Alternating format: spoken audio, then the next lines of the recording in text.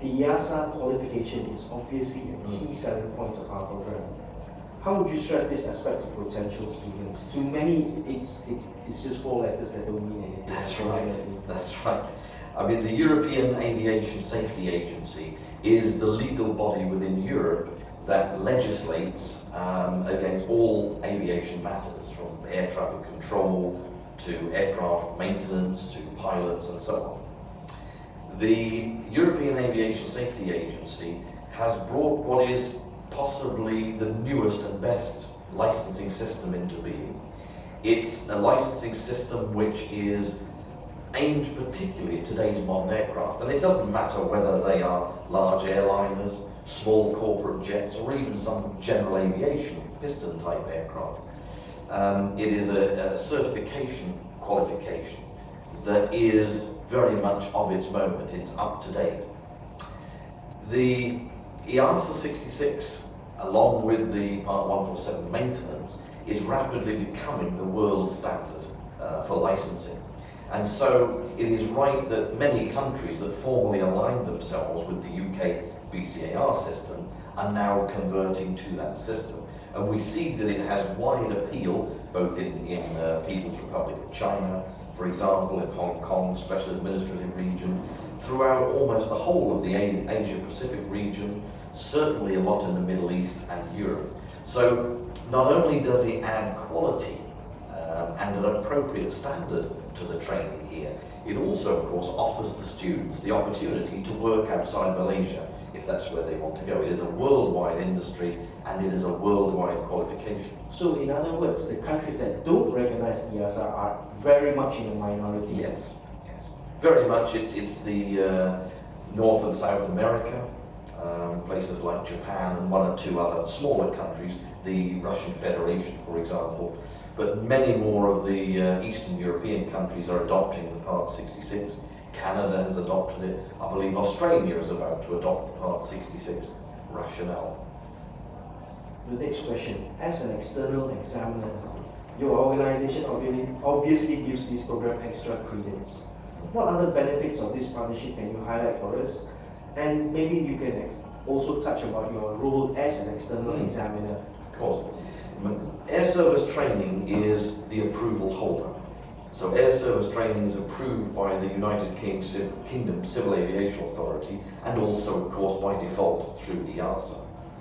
So our role is to make sure that the standards and quality of the exams are consistent, and that they represent a fair and accurate description of a student's level of knowledge. The benefits, I guess, for the partnership are where we go from here. We've started with the approved examinations on the diploma program. We may well, in the near future, decide that between us, Nilai International University College and AST wants to move into some delivery of approved training here. There are other areas we could touch on, of course, like pilot ground school training, cabin crew training, and so on. So this is really just the start. As I said to people this morning, it is really the end of the beginning. But from here, we can move on and see, as the partnership develops, where we go from here. The next question. Would you recommend that students immediately continue pursuing a degree after finishing this program? Or would you actually recommend a period of work experience first? A lot of the times, that really depends on the students. Some students would prefer that they would move from one academic program to the next. So some students will find that whilst they are, as we would say, in study mode, they should complete the diploma program and the Part 66 examinations and then move immediately on to a degree because they are already studying and they are in the right mindset. Sometimes students find it a benefit to undertake some maintenance, actual hands-on experience, so they can gain 1 or 2 years maintenance experience and then articulate onto the degree. And really, it's down to individual student preference. They will undertake some practical work as a part of the program here, and it's up to the individual student, I think.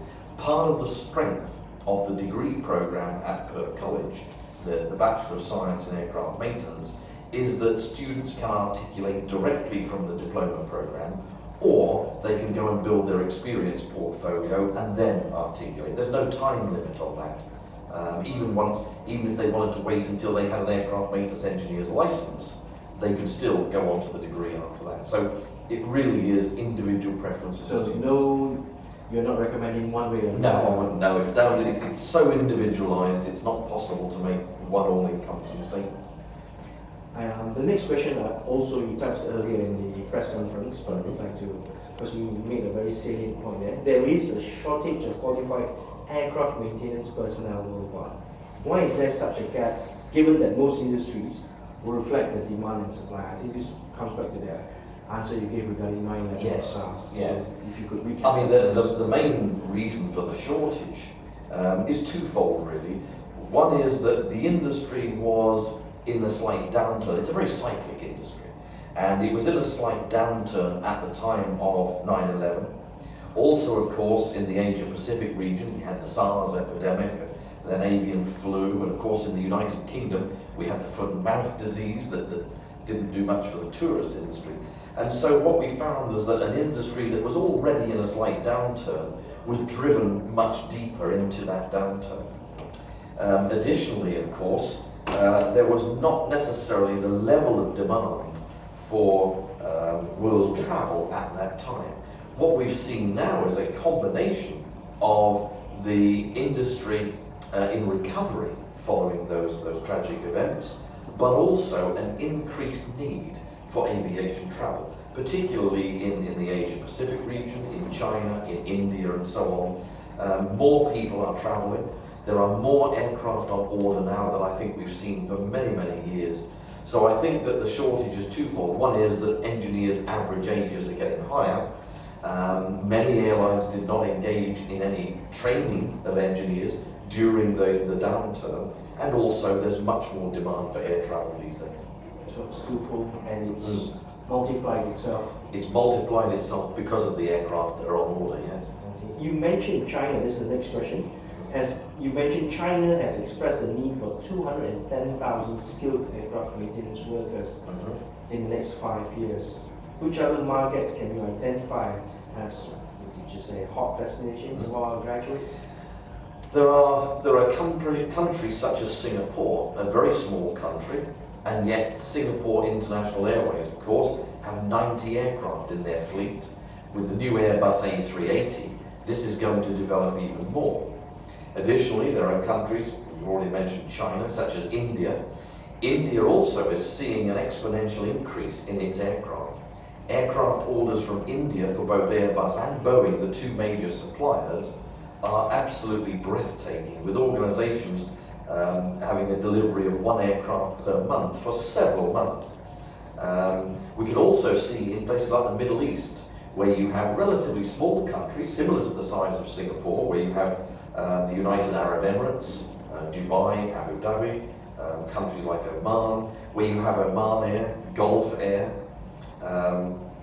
Emirates, all of which are showing huge signs of growth. So the hotspots would tend to be in the Asia-Pacific region, in China, in India, in the Middle East, and of course, with announced aircraft orders in Europe, you can see that certain countries within Europe are going to develop as hotspots as well.